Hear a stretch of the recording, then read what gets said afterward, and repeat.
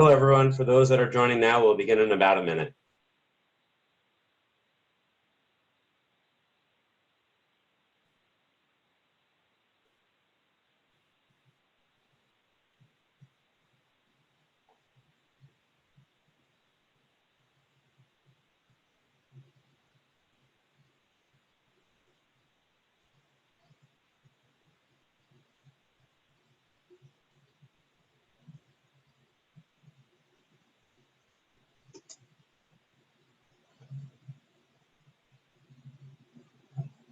All right, it looks like our attendee count has stabilized, which means whoever's going to join the webinar will slowly trickle in. We'll go ahead and get started now. Hello, everyone. My name is Kunal Johar, CTO of OpenWater, and I'm excited to present our presentation on how CESSE went virtual with their annual conference. This is the latest episode in our series of how organizations have been going virtual, and we're really just excited to share whatever lessons we've learned, as a lot of the trends that are coming out now are being set by organizations such as yourself. So before we get started, chat is disabled, but if you have questions, you can press the Q&A button, type in your question, and towards the end of the presentation, we'll be taking questions from the audience. The presentation is recorded, and everyone who registered will get a copy of this recording. So who is attending today? Today we have 600 people registered for this webinar. They are predominantly from trade associations and professional societies. What we're going to discuss is what CESSE has learned from their virtual conference, along with the recognition that the best practices are emerging, and we're here to share what the latest and greatest is from a conference that just happened about a month ago. So we received quite a few questions in advance, and they cover these general areas, so we'll make sure we cover this. Today's agenda is a quick welcome. We're going to talk through CESSE, talk through how they chose their platform, cover engagement, sponsorship, networking ideas, and take your questions.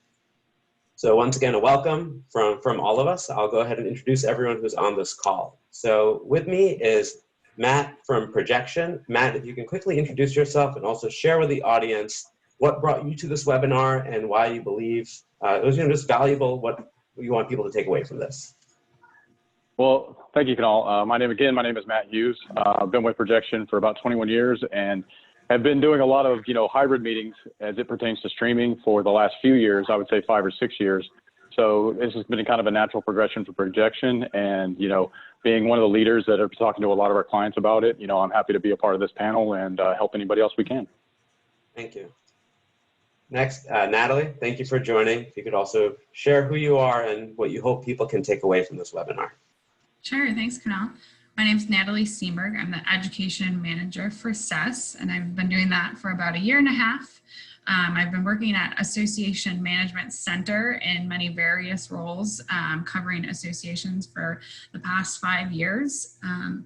My main want for you all to get out of this is being able to understand how the ease of use factors into virtual events, and being able to make sure that your speakers for your presentations are comfortable in this new virtual environment. Thank you, and I just wanted to highlight the end of this, which is Natalie ran the virtual event from her home with her 5-month-old assistant, Leela. So very, very special, and we know that you're not alone with that. And Liz, thank you for joining. Let us know who you are and what you hope people take away from today. Absolutely, thank you, and thank you for hosting this webinar today. So with our organization, CESSE, we're the Council of Engineering and Scientific Society Executives, and this was our first virtual event. And a colleague of ours said early on in the pandemic, we're all in the same storm, but we're not in the same boat.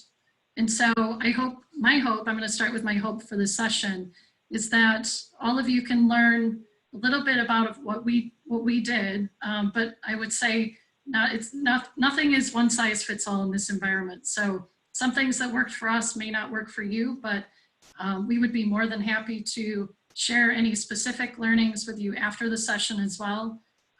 We do work for Association Management Center in Chicago, who manages CESSE.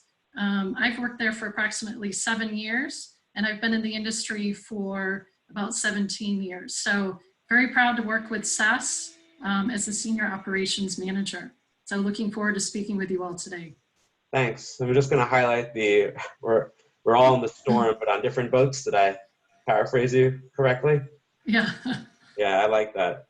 So, all right, tell us a little bit who CESSE is. I'll let you both take it away for a little bit, and we'll come back to questions.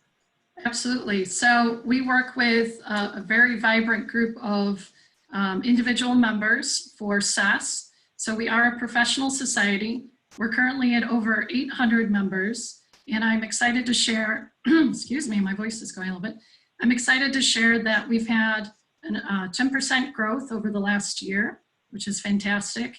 And we are led by a dynamic board with our new chair of the board, who is Nicole Boston, with the Society of Fire Protection Engineers, and our fearless leader, Executive Director, Louise Risto. So tell me about how you took your event virtual, or what the event was that you took virtual. Yeah, so Access is our main meeting for all of our members, and it takes place in the summer. It's a 2-day conference. So it's combining leadership development, peer connections, and expertise in the STEM societies. It was supposed to be taking place in Detroit this summer. Sadly, we weren't able to meet, but we wanted to make sure we were still grabbing all of our community together to engage and provide that professional development to the folks in the society field. Okay, so tell us a little bit about the transformation. Yeah, and this was a title I just changed last night. We talked a little bit about why this event is important to us, and I felt like the word transformation was key for 2020. And every time I say 2020, I'm like, wow, what a year. Again, the storm is the same for us all, but I think what rises to the top always is the importance of our member needs. And so we did do a member needs assessment not too long ago, and our members always say that community is top on the list as the best word to describe CESSE. And so with that in mind, I think that's one of our driving forces as a staff. It is how can we continue to provide that community? And this event is really, I've highlighted the keywords here. This is our key event each year where our members are able to experience leadership development, whether it's through their STEM society peers, leading sessions, our keynotes, the networking, and our goal is to continue to provide that for our members, especially during this difficult time. And I feel with the other people participating, the associations and the professional societies, these two phrases, community and leadership development. I mean, that's the core of the organization. So keeping that going any way you can and as best as you can makes just total sense. And I'm sure our audience will resonate with that. So let's talk through the decision a little bit about moving this event to virtual. Absolutely. So the decision, as many people have experienced, things happen pretty quickly after March. And we heard the word pivot quite a bit. We still hear that. I think maybe less so, but that was kind of the key phrase or the key word that people were throwing around. So actually within AMC, we had another association, a healthcare association, that had to pivot twice because they had a meeting that was in the midst of when the pandemic and the quarantine was starting. So we were able to have some learnings from their team, which was excellent. Really our top goal is for our members to be safe and healthy. And so as you can see here in the top bullet, when that became clear that that would not be allowed or we would not be able to accomplish that goal, then we needed to pivot ourselves. And I will say, Natalie and I we sat through webinars similar to this back in April. And because really we didn't know what we didn't know at that point. Sure. And I will say, we've learned from some wonderful colleagues within the industry. And I think that's the beauty of association, the association community, is that we can learn from each other. So our in-person event would typically be approximately 300 people. We made this decision with the support of our board, with incredible feedback from our program committee, which was led by Rebecca Stacha for the Society for Petroleum Engineers, and David Gamble with McKinley Advisors. And they will say feedback's a gift. In this case, it was a very large gift because they were able to help us guide through that decision. And we decided to host the virtual meeting 12 weeks before going live. Mm-hmm. Okay, thank you. So some of the stats here, 16 sessions, about 220 people attended. Do you think for the in-person meeting, how does this compare to your staff size for the in-person meeting? Same exact team size? Sure. So, this was really about, I like these stats because, when we talked about our face-to-face event and then transitioning to virtual, I think it's very important to remember that you can't just pick up what you had and try and fit it neatly into a virtual schedule. So again, we had incredible feedback from our program committee, some of those that were going through that planning themselves with their associations. So we did decide to trim down the session total. So it was over a span of 2 days. We had 2 keynotes, one to kick off each day, which I think was incredibly important. You need something to really kick it off with a boom. The attendees, we were anticipating that we may have a smaller attendance just based on, the different format. So we had budgeted for slightly lesser attendance. I'm happy to report that we did exceed our target for attendance. Again, we didn't have a crystal ball. So a lot of this was having to kind of project what our attendees would want and kind of putting that map together, the roadmap. And then our internal staff size, we have a core team of 6, but we really felt that we had a much bigger team because both OpenWater and Projection were extensions of our team. And really, I kind of joke that you guys were magicians in the background, but you helped this event be successful. And again, you taught us what we needed when we weren't even sure what we needed at certain times. Yeah, thank you for that. And we'll certainly cover some of the specifics around how we help, but thank you for that. So let's talk about aha moments and also biggest concerns. So you mentioned you didn't know what you didn't know, so probably a lot of aha moments came through this, and then also they're like, uh-oh, how do we react to some of those aha moments? So did you have a biggest concern you could share prior to the conference? Yeah, so like we talked about, community is a big piece of why people gather at Access. So we wanted to make sure we were able to bring together people virtually. So, rethinking how we do networking.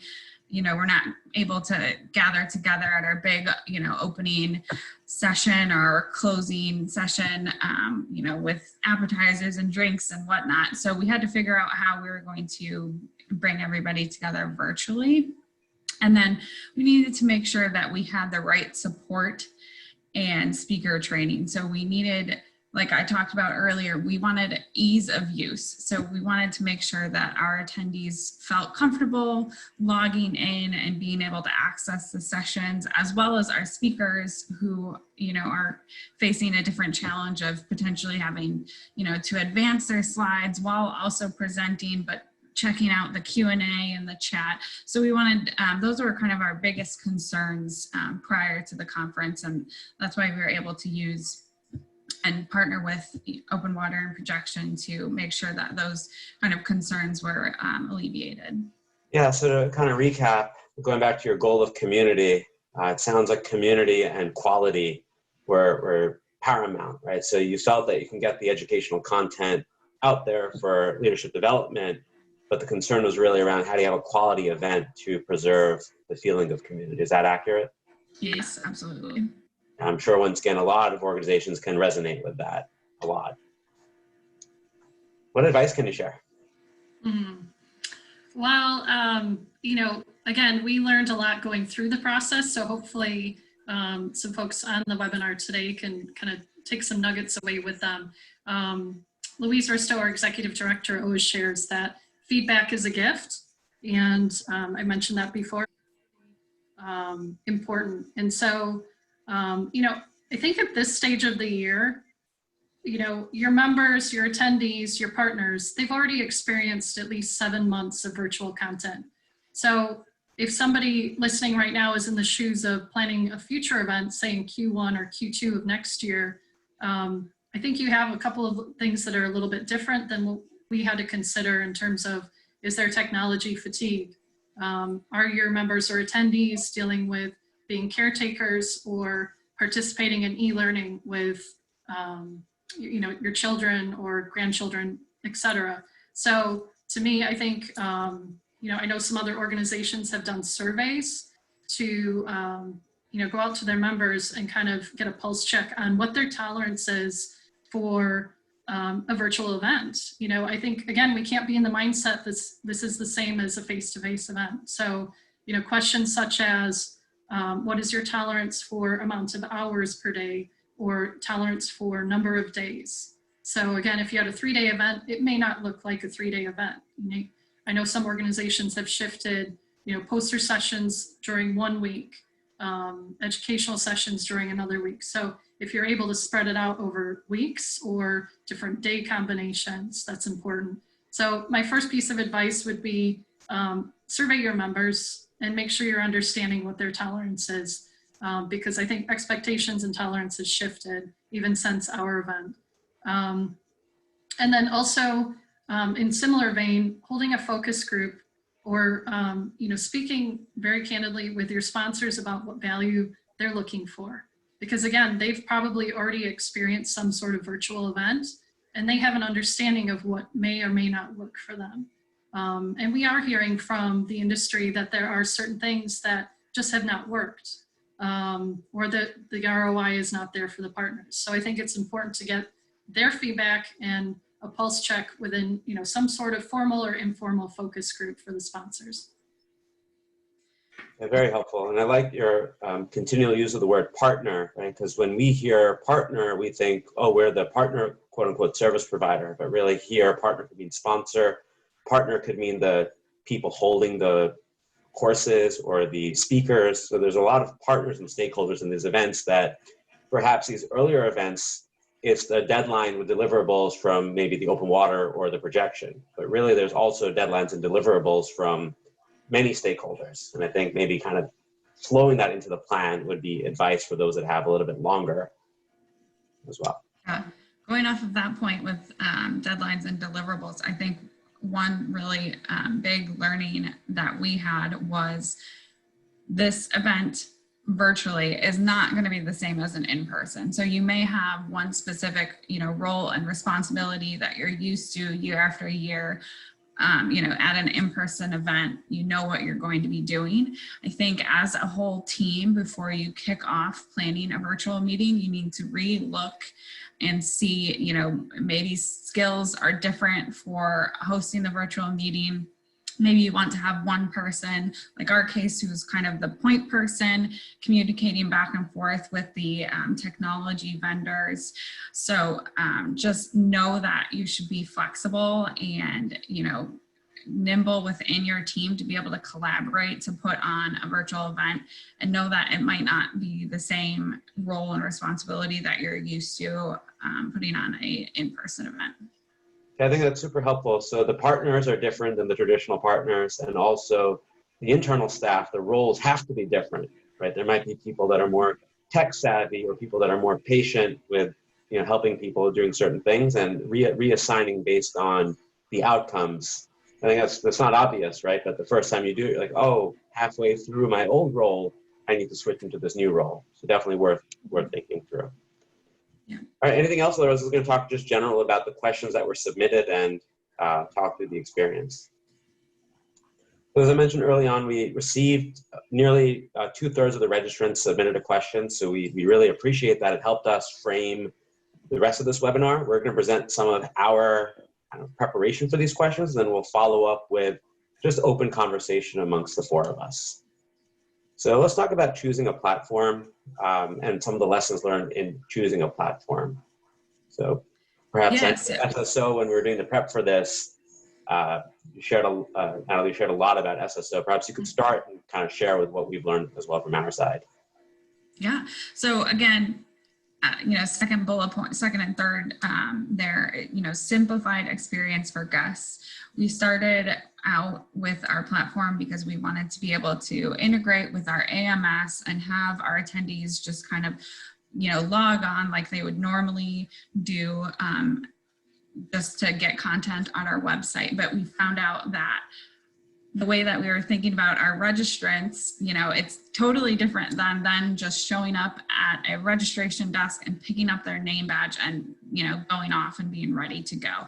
So you need to be thinking about the different content restrictions. Do you allow everybody the same access? Do you need to close off some sessions to other people? So really thinking this through before you get started is a really good idea. We definitely had to pivot, do some transition mid planning of this conference.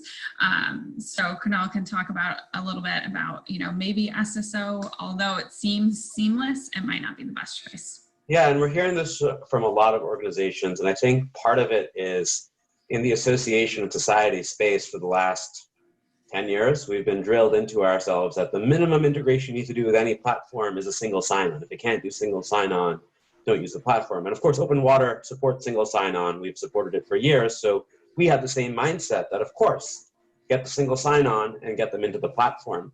But what we didn't realize with these events is that people are not used to signing into your website. You might have a core group of users that use a lot of different services that they're used to signing in, but the people that attend your event often could be non-members, could be members that rarely log in. So there could be a lot of password resets as your event is starting. So it's an added level of chaos that could be mitigated. So I want to be clear, there are definitely AMS integrations that can happen to make sure that people who can access your content are members or they have paid for the registration. And much like what Natalie was saying with regards to the real world is you get this list, you print out name badges, there's some stopping point where you've done the protections for the event. Maybe at the door you have room monitors who are making sure that they have a sticker on their badge that allows them access to the session. So SSO is not necessarily a bad choice, it's just a bad first choice without thinking through the ramifications of, is it really members that are logging in every day? And how much access do people get? And is that access determined at the time of registration, or maybe people are doing multiple registrations and we need to consolidate that data? So whoever your virtual conference platform partner is, whether it's OpenWater or whether it's one of the other providers, having that conversation about how people get access to the content and what kind of restrictions are there is conversation from day one, and have the partner help work with you on what's the plan that works for your organization. So kind of like what Liz was saying, everyone has a different pathway. SSO could be a good pathway, especially if you're doing year-round events, year-round virtual events, people are logging in and they're used to it. But if it's a one-off or once-a-year event, it may not be the best first choice. Now, do you think that's a fair paraphrasal of what we've talked about? Yeah, definitely. And I do want to just mention another, we use both pre-recorded and live content, and I'll talk a little bit more about that as well. But then one other big piece that, helped us make our decision was the ability to have this content available to the registrations for a year afterwards.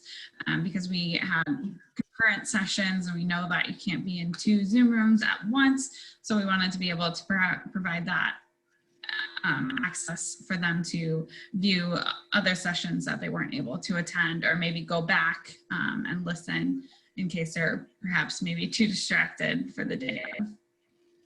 Yeah, it makes a lot of sense. It's funny, right? Because we could look at like Instagram and then Netflix on the bigger screen, but when it comes to educational content, we seem to be laser focused on what's coming along.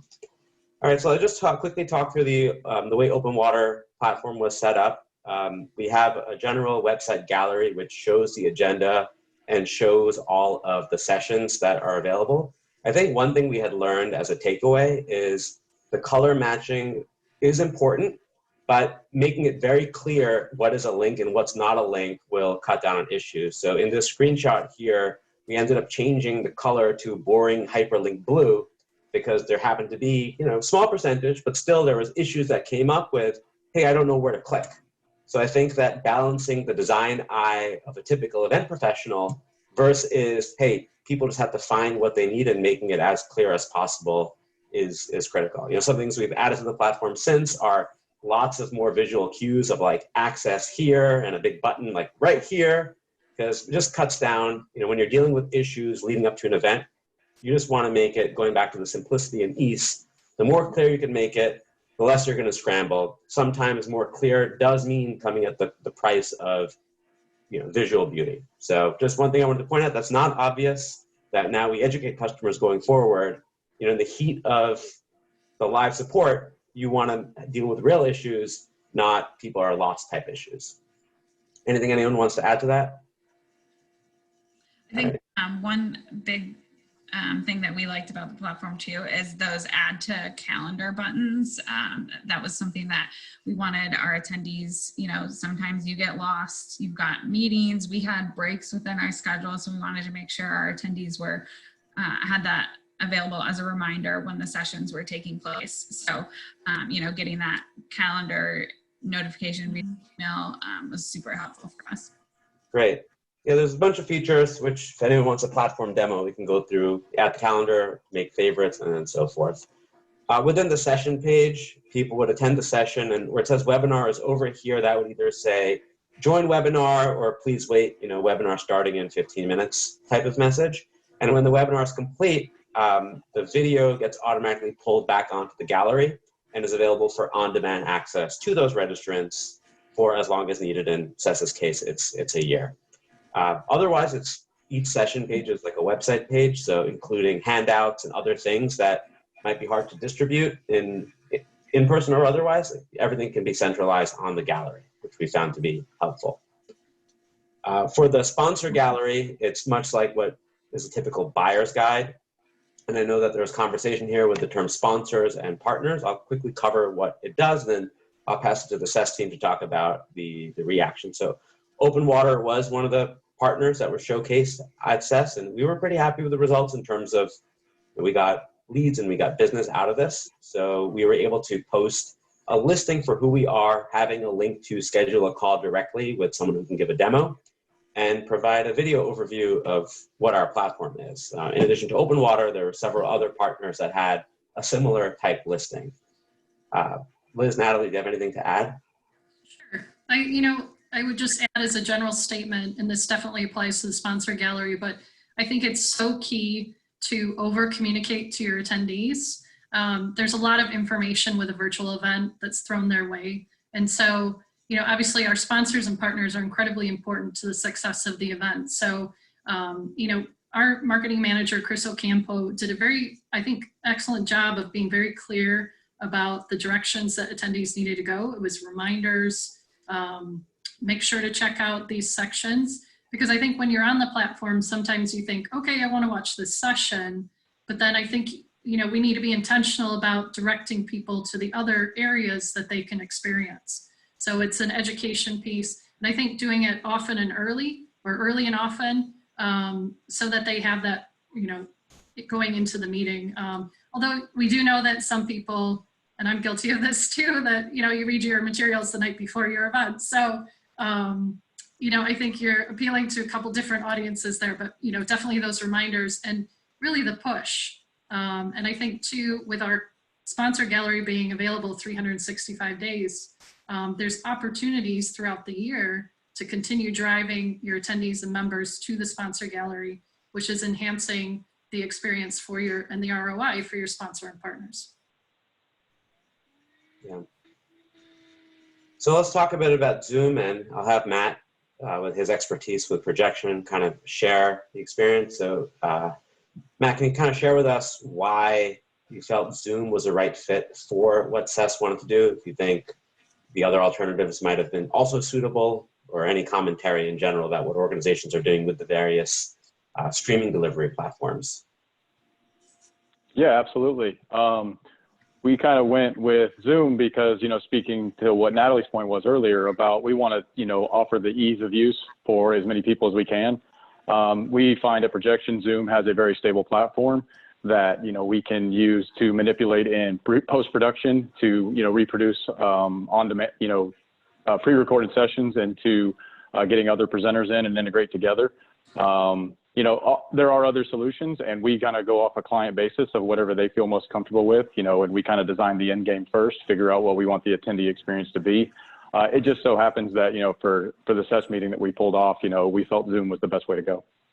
Yeah, I just want to highlight, I have a virtual background, Liz and Natalie have a virtual background, but when Matt speaks, you see he has kind of like you're watching a news TV show. It's much cooler. So the things that projection is able to do with post-production while a live event is going on is very cool. And I think that it's worth, if you probably a lot of those that are listening here are able to watch some of the CESSE materials, the level of quality that they were able to add, plus the Zoom platform, made it not just acceptable, it made it kind of cool, made it a little bit different. And I think those small elements add to just the overall experience.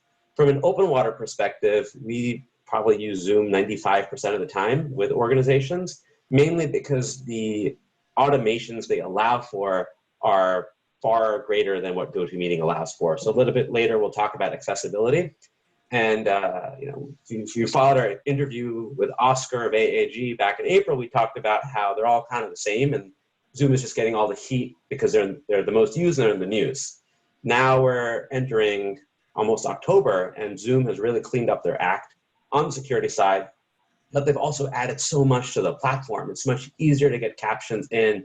Today I read that they just added interpreter. So if you have a multinational conference and you have real life interpreters, you can have people speak with a different audio track.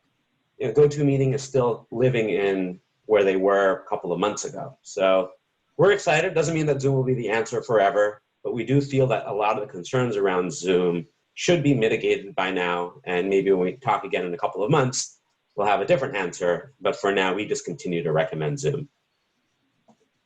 So another important part of your conference, you talked about OpenWater and Projection being an extension of the CESSE team. A lot of that had to do with just making sure the presenters knew what they needed to do and what your staff needed to do what they needed to do. So I want to talk through some of the questions that came up around the needs for these. Maybe we'll start with Matt with regards to the advantages of pre-recording versus live when possible. Yeah, absolutely. These are virtual meetings, so we want to virtually allow people to communicate with each other. But that being said, we feel that the best, recipe for success in virtual meetings is having a good balance of pre-recorded and live components, like Q&A, stuff like that.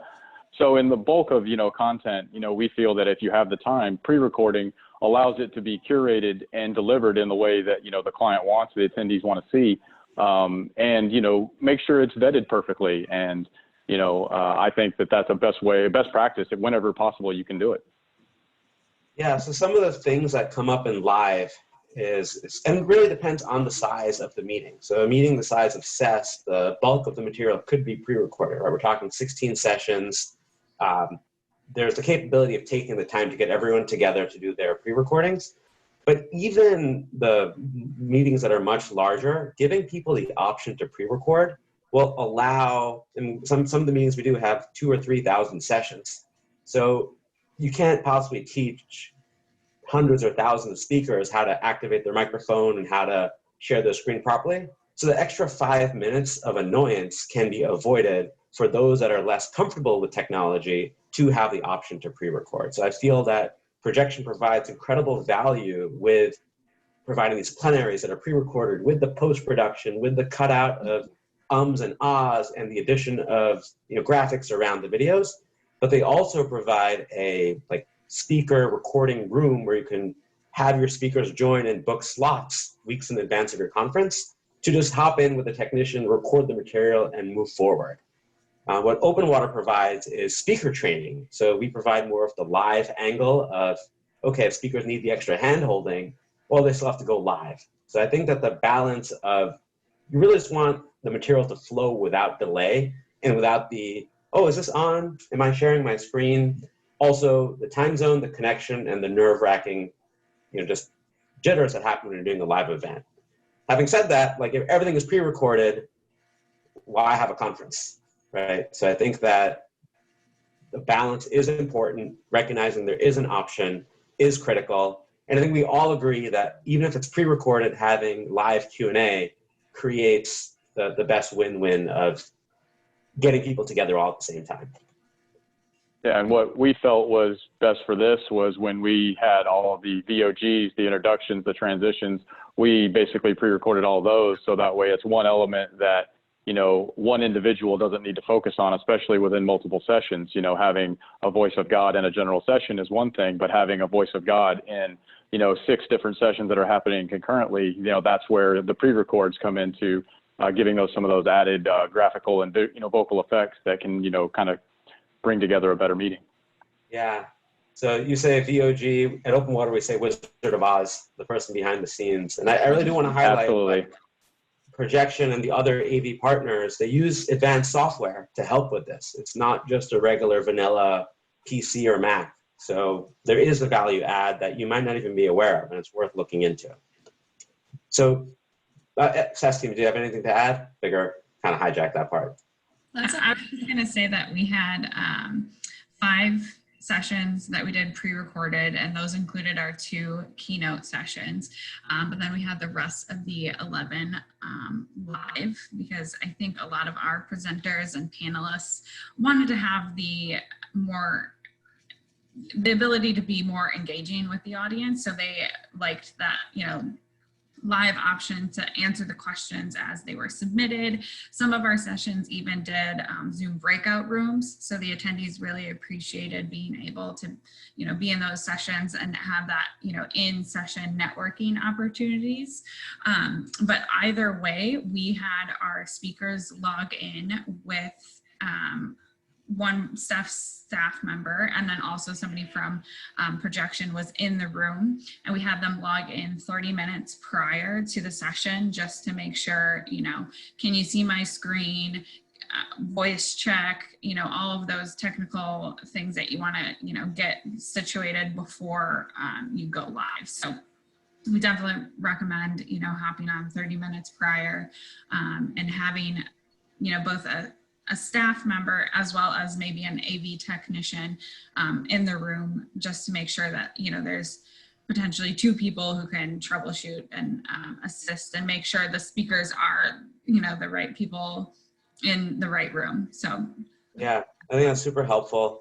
So what we could add to the slide is for the live, making sure you have a content moderator, which is typically staff, and a room moderator, which is typically a AV professional or tech savvy person from your staff who can help troubleshoot, joining, depending on the duration of the conference, 15 minutes to 30 minutes in advance of the session, to just kind of get your jitters. I mean, we all here joined 30 minutes before. We had a conversation about what we're going to talk about, make sure it's clean, and then we rested for a little bit before we started. So I think that was the right amount of prep for something like today, and at scale at a conference, just the same mindset. And we couldn't stress enough too, for any live component, rehearse where you can. Even if you have stand-ins or anything like that, just to rehearse a program, it definitely helps, because that's where you actually, and we have the added benefit of seeing a lot of these shows happen in advance. So that way we can actually vet them and figure out what holes we need to fill with different transitions or anything like that. So I would say live or pre-recorded, definitely rehearse. Thank you, yeah. So segue to rehearsal. I think as part of the recording, we'll also send out all of the training materials that we have. Both Projection and OpenWater have guides that are good PDFs you could step through. Even if you don't use our services, these are just common sense steps you can take to have a successful conference with any platform. So they walk through like letting people in from a wait room, to changing presenter role, to playing a pre-recorded video and testing all of that out. In addition to that, with regards to the CESSE conference, various training sessions were held and rehearsals were held. I believe we had a weekly call just to make sure that we would just run through the run of show, and anything new that came up, we'd be able to tackle it. Anything anyone wants to add regarding the rehearsals? Sure, I could jump in. I do want to highlight this last bullet here of the rehearsal to simulate the day of the conference. So we did that and found it to be incredibly helpful, where the full core team, as well as our partners, were involved in doing a run through. Because again, we wanted staff to be assigned to different rooms, and then also have an understanding of how we could troubleshoot with the partners if we needed to. So I think that's segueing into our communication channel that we had the day of. But again, I think with our team, they weren't traditional roles that you'd have on site at a meeting. So I appreciated the extra step, and I think the rest of the team did too, where we had the rehearsal. There's a level of comfort, and any questions that pop up can be addressed before the go live the next day, or however many days ahead you do that. But, and I do think that I would recommend the weekly check-in calls as well, just to understand where there might be roadblocks or advice in terms of things that you hadn't thought of that you may need to prepare for. Excellent. So during the day of the conference, well, leading up to the conference, because it was multiple vendors and multiple teammates, we used Basecamp to keep us all organized with material and decisions from the left hand making their way to the right hand. And then during the conference, we used Slack. So I'll show a screenshot of how that was used. I think that the key takeaway for those listening are that you're already using a lot of project management tools for everything else. The virtual conference is no different than any other project that's going on at the organization that's cross-functional, cross-departmental, and has multiple players. So maybe you don't use Basecamp, maybe you use SharePoint, or maybe you use Asana. Maybe you don't use Slack, maybe you use Microsoft Teams. Plug in the tools you use, and it'll help you keeping everyone on the same page. Don't do it by email. I think that we've moved beyond email. You can't keep track. So, I mean, it sounds obvious, and I'll show them the screenshot in the next slide how it worked for us, but it's one of those aha moments that it's like, oh yeah, why wouldn't we do it that way? So on the day of the conference, we had CESSE staff in every room. We had one projection AV technician in all of the VIP sessions. And then we had floating support who could pop in and out of any room that perhaps for the networking sessions, or when there's a large number of sessions going on at the same time, you might not need the full tech savvy, but having someone be able to hop in, help out, leave was pretty effective. Anything anyone wants to add regarding the day of that they thought was helpful?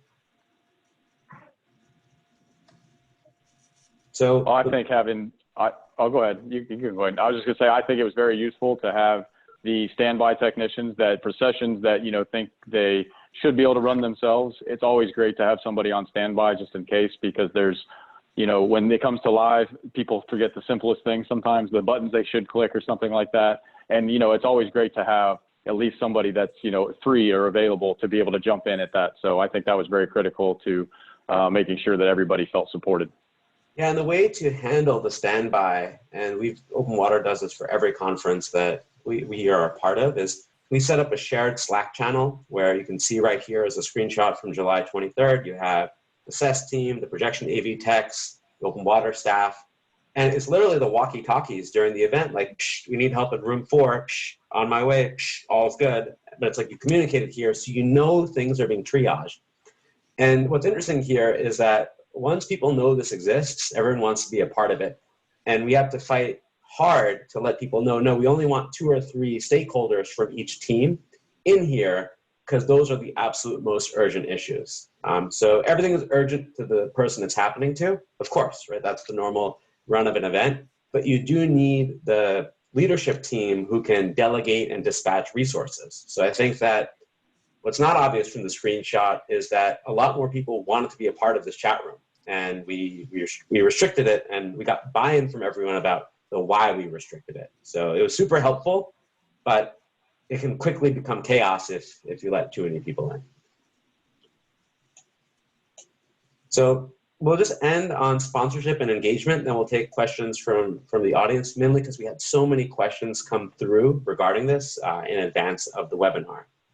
So some of the things that we learned from sponsorship, as the CESSE team mentioned, it's communicate, communicate, communicate, that it's what it is and how to interact with partnerships, providing booking links so that you could schedule a call with people. If you don't have the time during the event, you're just browsing, you want to book a call later, making that easy. And then a top request that came through, which of course now our platform supports and other technology platform supports, are, during a certain period of time, real-time communication where you can just pop in and out of a booth and see what's going on. CESSE team, anything to add with regards to the year-long access or any discoveries from this unexplored opportunity, or is it still unexplored?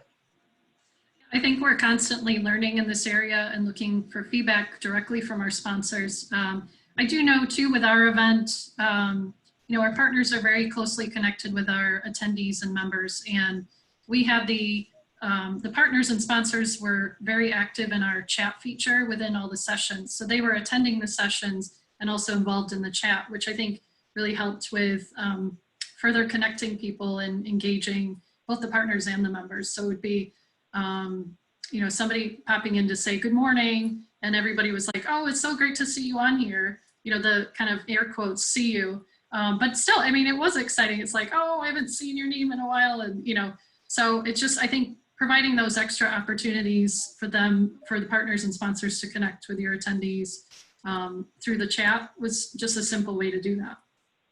Okay. Very helpful. One thing we're seeing as far as some of the produced general sessions that we've done, where normally they would be, you know, sessions that would just take place in person, but now that we're trying to integrate breaks, it's provided an awesome sponsorship opportunity for, you know, the Super Bowl commercials. You know, we all watch the Super Bowl first quarter. We want to play, you know, the best sponsor gets the first commercial, you know, an hour into the general session. So it's a great opportunity to integrate, you know, because we want to create those breaks because people are at home and, you know, attention spans are a little bit less with everything that's going on. So we are encouraging, you know, and provide a lot of opportunities for sponsors that you could be, you know, a 2-minute break right in the middle of, you know, between our 2 keynote presenters. And it's been very successful. And a lot of sponsors are asking us, how can they get involved with this with some of the associations we're working with. And in the post-produced materials as well. So once the recordings are done, that's a great opportunity to add a pre-roll right at the beginning, whatever sponsors. Absolutely. There's things that you can add to your prospectus, and we'll continue to provide that. OpenWater has a guide of what we've learned with a whole variety of conferences, and we've taken a lot of our customers' prospectuses, put it into one guide, and we've shared that. So just continue sharing ideas like that. So where is sponsorship headed? Kind of like this goes in with regards to the guides that we've learned from other customers is much like a website, you start figuring out, you could track a lot of data a lot better, and you can share what's working, what's not working. And it's more of what we just talked about here. It's, okay, well, even if it's just a link to our website or a logo on our website, you want to keep your brand alive, keep the brand awareness. And then as Matt said, you know, video promotions, either in between sessions or before sessions start or when sessions end. There's opportunity depending on your organization's comfort level. As the CESSE team said, enhanced networking, being able to chat with a sponsor. And then on the back end, giving sponsors data about how the event went, what were the top questions, what were the top concerns. There's just a lot of opportunity as you uncover what you've mined putting together an event. With regards to engagement and networking, I know that the team had a couple of happy hour sessions. How were those received? Is there anything else you can share? Yeah, I can share that we have significant interest groups. So we broke out our happy hours based on that. And we ended day 1 with those significant interest groups happy hours where, you know, people are able to come together and really talk about what issues they're facing specific to their, you know, profession. And then we also did, we ended day 2 with Zoom breakout rooms, and that was just kind of randomized. So I think those really allowed for, you know, networking. But I think a lesson we learned is maybe adjusting your schedule. At the end of the day, somebody might be tired and burnt out of Zoom and just not willing to participate because they have other things they need to attend to. So perhaps putting your networking after your keynote so people can discuss what you know, cool new learnings they're inspired by. So just playing around with where you might get the best audience engagement with a networking session. Yeah, that's helpful. I think right away, right, for a real event, everything's always at the end of day 1 or end of day 2. But now you're exhausted and you have other things to do. So we are seeing other organizations move the networking before, especially with time zone concerns. They're moving the plenary right to the middle of the day, and they're starting the day and ending the day with networking to provide that community. So I think now we're towards the general questions that came through, maybe one more on engagement, but is there any best session format to maximize engagement? I think this just covers what we just talked about here, where the end of the day wasn't necessarily the best. It's having variety around that. I would just add, I think, just a diversity of opportunities for your attendees, because if it is multiple days, you know, I think we learned you don't want to have necessarily the same recipe for each day, because you also want something that's going to draw people back. So you want to have an excellent, boom, that was a really, really cool lively first day, and you want something that's going to draw them back. So I think, switching things up a little bit, and examples of that could be, the networking could be, if you open with a plenary on the second day, then you have breakouts where people talk about what that topic was and what are their thoughts and feedback. And maybe having that moderated by a staff person or a volunteer or, program leader, that kind of thing. So I think mixing it up throughout the day and not sticking to what you would traditionally have done with a face-to-face event, which should be obvious, but I know it's easy to kind of fall into what was comfortable. So let's say, break up the mold, do things different, and survey your members as to what they want. Sure, makes sense. And some of the things that are going on with networking is just recognizing that the virtual conference, we get back to the new normal, it'll probably become a year-long or year-round type of activity, that you're virtual networking, virtual conferencing. So with that comes some of the other trends we're seeing in regards to, kind of like on Reddit, you have the Ask Me Anythings or the very niche specific focused days or events. So using the tools of chat, bulletin boards, I think we're going to see more of that in the coming weeks. One real funny but simple thing to say is that if you are going to do breakout rooms, make sure that you're able to communicate that in some way in advance, because I think for attendees that might be in their pajamas or, in a different environment, they might need to prep. So they're like, oh, I just got dropped into a breakout room and I wasn't aware that that was going to happen. So we did have somebody mention in the chat, oh, I wish I had known ahead of time that I would have been in a breakout room. So again, it's the over communication and thinking about the things that your attendees need to know to feel comfortable. Yeah, totally agree. So how was the event reviewed by attendees? So I know we have this quote here, which is really, really nice to read. I'll read it out loud and then I'll just find out if there's anything else worth sharing. So, this is my first time attending CESSE's annual conference, and I really enjoyed Access 20. It seemed like it was always planned as a virtual event and not a face-to-face meeting that transitioned into a virtual event. I really like that we have a year to watch the other sessions we didn't attend, or in fact, refer back to a session we did watch. So that was really nice, right? Because it highlights all the things that we were aiming for. Anything else worth sharing? Was it overall positively reviewed? Were there lots of messages like this? Was this like when we cherry picked to look good at the end of the webinar? I think one piece, like the beginning statement of that, this is their first time attending our meeting. I think because things are virtual right now, it might be an easier price point to, ask your potential boss to attend the meeting because you don't have to pay for the travel. So I think, the virtual is gathering people that might not be able to attend in person or, don't feel comfortable being in large groups like that. So you might be gathering more attendees that might not have normally been to your event. So I think that's a nice addition, and you might see more first-time attendees for a virtual conference. Okay, great. So we're going to head over to the Q&A that was asked. We had a couple that were asked in advance that we couldn't properly address with materials, more of a conversation. So just quickly run through these. We have 6 minutes, so I'll try to limit the time to just 1 minute per question so we can address things that are open. So now that CESSE has completed the virtual event, what's the most important thing when selecting a platform? So what's the one thing, if you didn't know, what would you want people to think about in advance?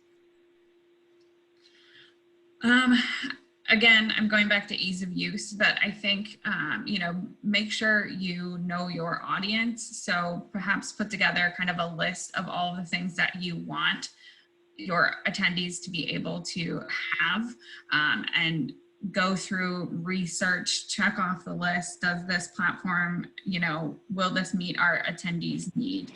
So I think, also attending virtual conferences is really key. I think I learned a lot from being able to attend. I think back in April, I was only able to attend one before I just started planning this, but I think now there's so many. So I think researching by attending and then being able to start that checklist of what you want your attendees to get. Yeah, so going back to your earlier slide of coming up with the roles and responsibilities of all the partners would be the most important step before even dipping your toe into a platform. All right, let's talk about accessibility. And I see a couple of questions here with regards to captioning.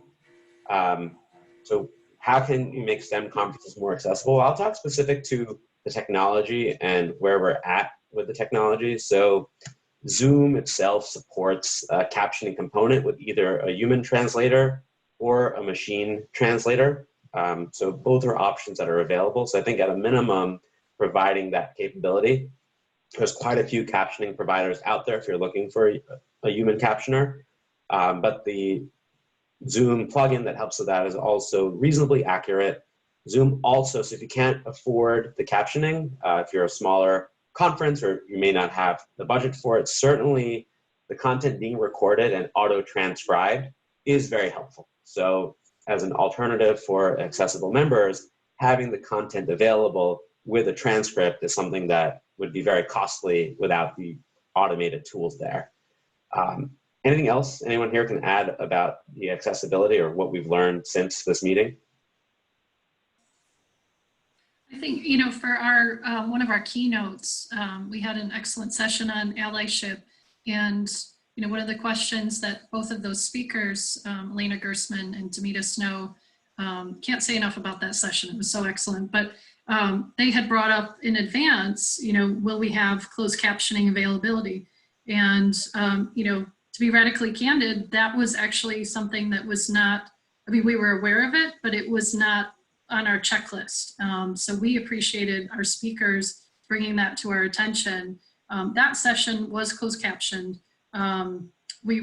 Due to time constraints, we weren't able to have a solution for the entire conference, but we will certainly be looking at that for the future because, you know, having accessibility for all attendees should be a top priority and is very important. Okay, thanks for that.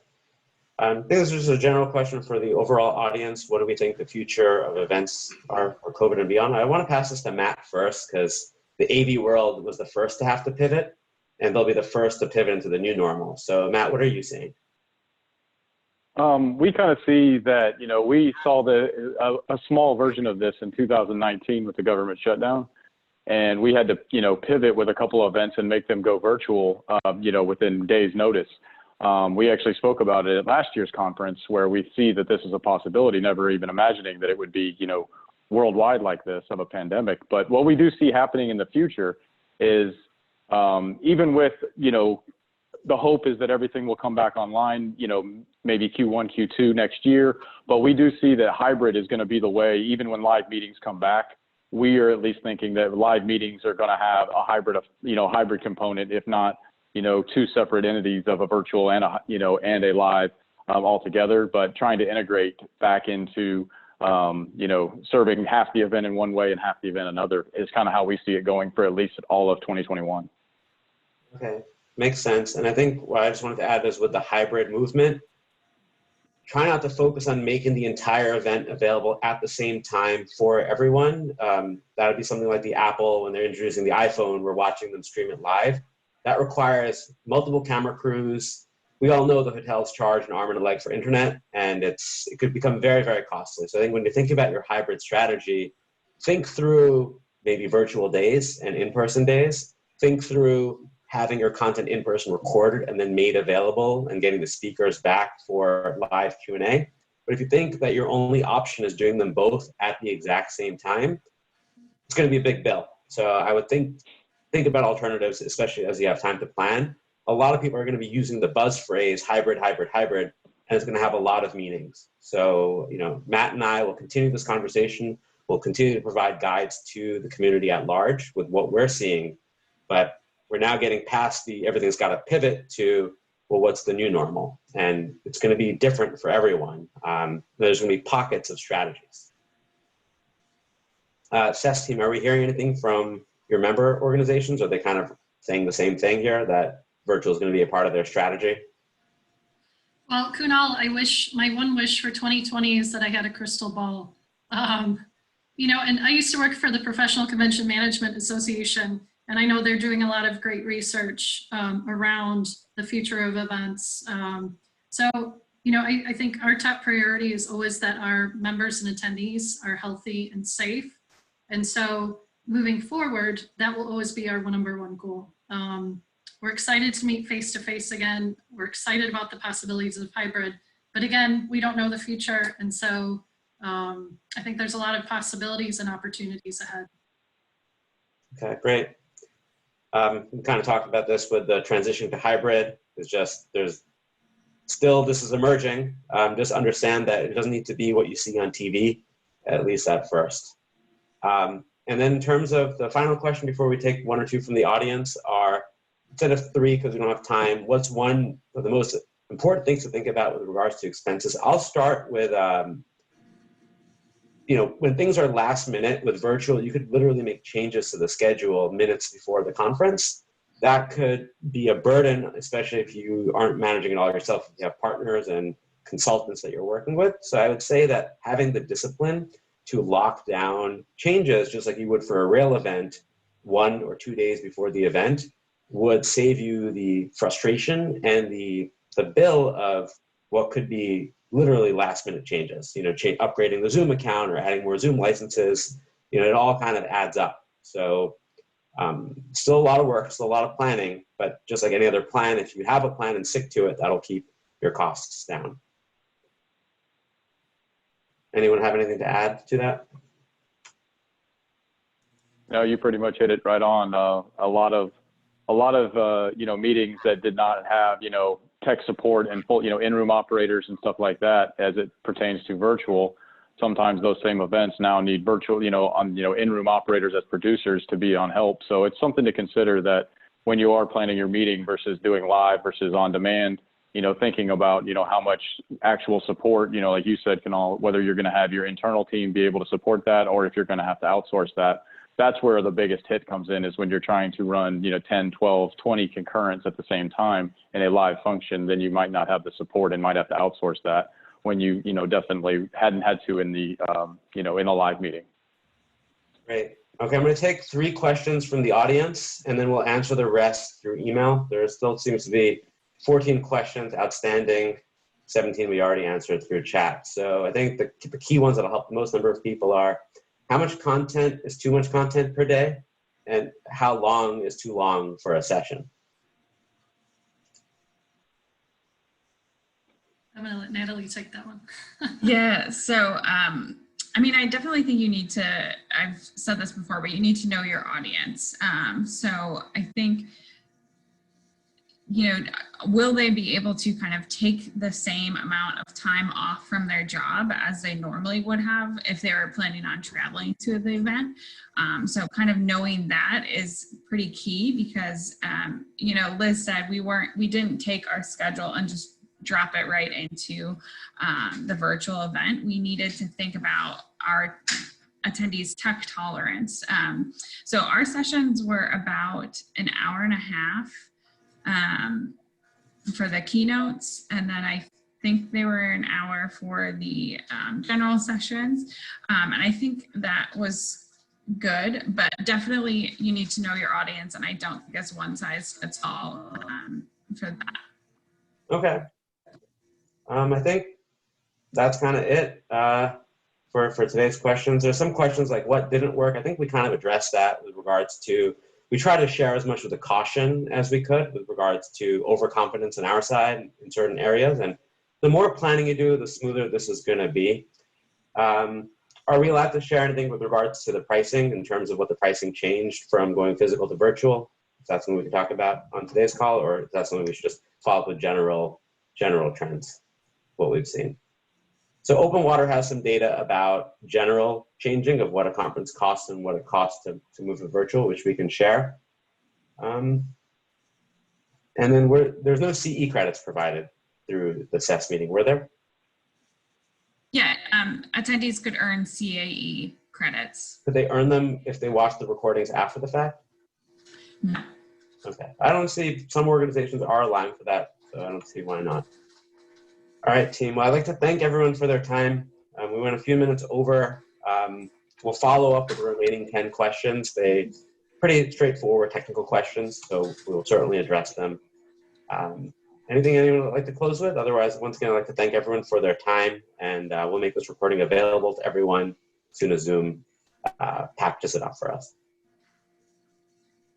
just want to say thank you. I really appreciate you getting us together to put on this webinar. Thanks for joining. And I would echo that appreciation. And also, if there are any attendees, I'd be happy to share my email address if anybody would like to reach out to us directly so that we can be a resource for you. And thank you again, Kunal and Matt. Your teams were magicians for us, so we really appreciate it.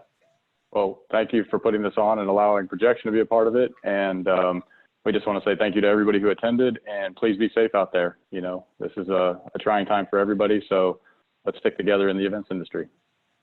All right. Take care, everyone. Goodbye. Thank you.